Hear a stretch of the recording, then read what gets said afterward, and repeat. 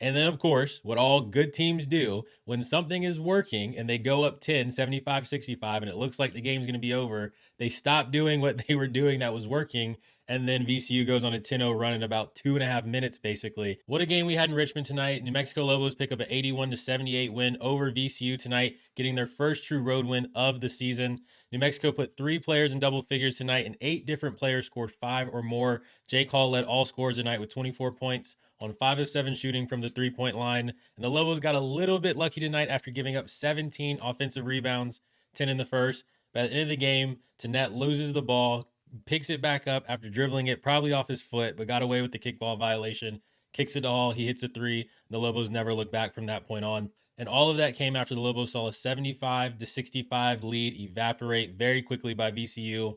And initially, I think it just took New Mexico a little bit of time to settle into the game. The athleticism for VCU was clearly there and bothering the Lobos early on in the game. And what a team like VCU is trying to do is they're not really trying to score on that first action, and New Mexico defended that really well.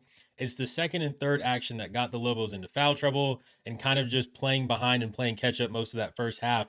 And what VCU is trying to do is get those bad closeouts to where they can then showcase that athleticism and that length and get to different spots and make life really difficult on New Mexico, where you got to have your bodies in gap. You can't just have hands in gaps. New Mexico finally settled in, realized, okay, we can't out athlete them tonight. So we have to kind of get smarter with what we're doing. Ball fakes, pump fakes, getting into the chest of shot blockers, and most importantly, just showing shoulders, right? When you have two people that are athletic, and if they go face to face, 9 times out of 10, the better athlete's going to take that. But if I can get my shoulders into somebody, I can try to eliminate that explosiveness. New Mexico, I thought, did a much better job of that all the way up into the second half.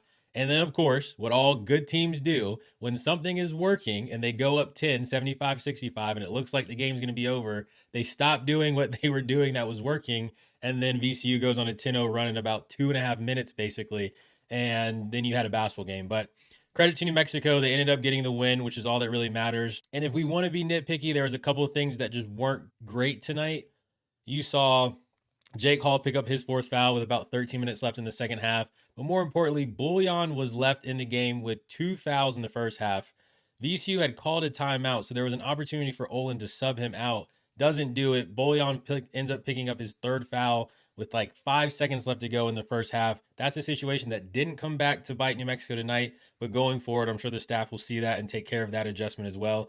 And again, sometimes it pays to be lucky, and that 3 by Hall was kind of the icing on the cake there tonight. The Rams executed really poorly tonight at the end of the game on their final 3 possessions. 2 of those 3 ended up in turnovers and not really ever getting a good shot. And the last shot almost ended up on a turnover as well. New Mexico will have one more game at the pit against Florida Gulf Coast before they open up Mountain West Conference play against San Jose State. Been a really good non-conference showing by the Lobos. You hate to lose the New Mexico State game. The Nebraska game was weird and wacky. And if you saw our last videos, we kind of talked quickly about those.